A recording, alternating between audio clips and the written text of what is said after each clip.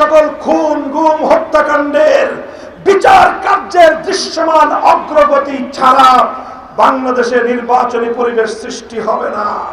বাংলাদেশকে রক্ষা করার জন্য, ফ্যাসিবাদের পুনর্বাসনকে রুখে দেওয়ার জন্য জাতীয় গড়ে ওঠা জাতীয় ঐক্যমত্য রক্ষা করতে হবে। কথা বলেন ঠিক কিনা? ওবায়দুল মুক্তাদের চৌধুরী সাহেব যারা এই ব্রাহ্মণবাড়িয়ার মাটিতে 2021 সালে বিনা উস্কানিতে জামিয়া ইউনুসিয়ায় হামলা চালিয়ে আমার ছাত্র জনতাকে হত্যা করেছিল, ব্রাহ্মণবাড়িয়ার মাটিতে সেই হত্যার বিচার কার্যকর করতে হবে। প্রফেসর ডক্টর ইউনুস সাহেব শুনে রাখুন, আমরা 2024-এর 5ই আগস্ট দিল্লির গোলামি এবং দাসত্ব থেকে মুক্ত হয়েছি, ওয়াশিংটনের গোলামি করবার জন্য নয়। বাংলাদেশ তার স্বাধীনতায় স্বকীয়তা নিয়ে নিজের পায়ে স্বনির্ভর হয়ে মাথা উঁচু করবে। বাংলার 1 ইঞ্চি মাটি ভিনদেশী স্বার্থে ব্যবহার করতে দেওয়া হবে না। বাংলাদেশ একটি মানবতাবাদী দেশ।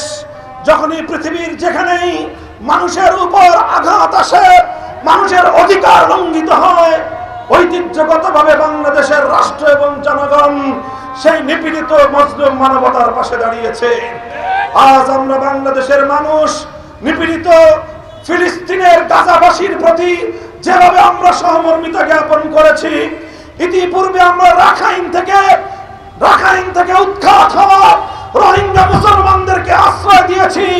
রাখাইনে মুসলমানদেরকে, রোহিঙ্গাদেরকে আবার পুনর্বাসন করবার জন্য যা করতে হয় আমরা তাই করার জন্য প্রস্তুত রয়েছি। আমরা ডক্টর ইউনুস সাহেবকে বলতে চাই, আপনি আন্তর্জাতিক ব্যক্তিত্ব, বিশ্ব পরিমণ্ডলে আপনার একটি গ্রহণযোগ্যতা রয়েছে।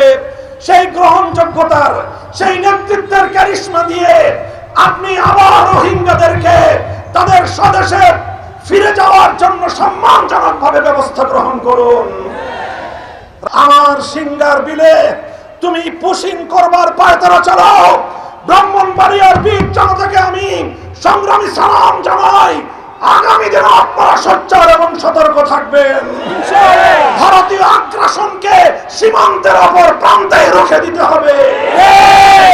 আমার সংগ্রামী বাংলাদেশের বর্ডার গার্ড বাহিনীকে আমি শ্রদ্ধা জানাই, অভিনন্দন জানাই। বীর দর্পে আধিপত্যবাদকে তোমরা মোকাবেলা করে যাবে। অন্তর্বর্তীকালীন সরকারকে আমি বলতে চাই, ডক্টর ইউনুস সাহেব স্মরণ করুন সেই দিনগুলোর কথা, যেদিন আদালতের পাড়ায় পাড়ায়, অলিতে গলিতে আপনিও আমাদের মতো ঘুরঘুর করতেন। আজ এদেশের মানুষের রক্তের উপর দাঁড়িয়ে, শাপলা চত্বরের বীর শহীদদের রক্তের উপর দাঁড়িয়ে, 2021 সালের ব্রাহ্মণবাড়িয়ায় আমার বীর শহীদদের রক্তের উপর দাঁড়িয়ে, 2024 সালের ছাত্র জনতার রক্তের সিঁড়ি বেয়ে ক্ষমতার মসনদে বসে গিয়ে এরপরে আমাদের মামলাগুলোর কথা আপনি বেমালুম ভুলে থাকবেন। এদেশের মানুষ বিষয়টাকে ভালো চোখে দেখছে না।